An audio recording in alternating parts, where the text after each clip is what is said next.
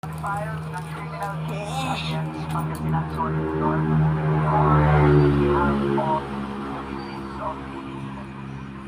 apart from yung administrative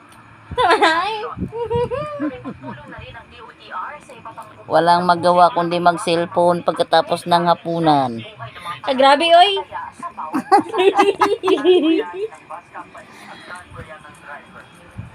Di ba? Life is too short. Must enjoy. Liguan ta si Mimi Ugma para makasaka diri. Gusto ko siyang masaka din fairness. Lasik isip ko pa oh. May TV akong mama kaya. Yun.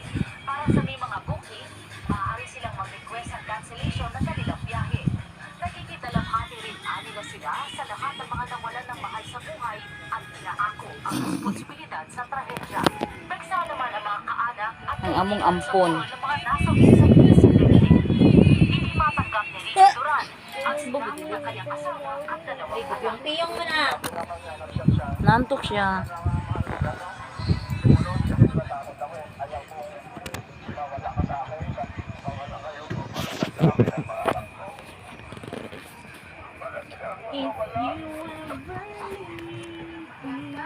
Matinding pangungulila rin ang nararamdaman ni Lola Neri sa pagkawala ng kanyang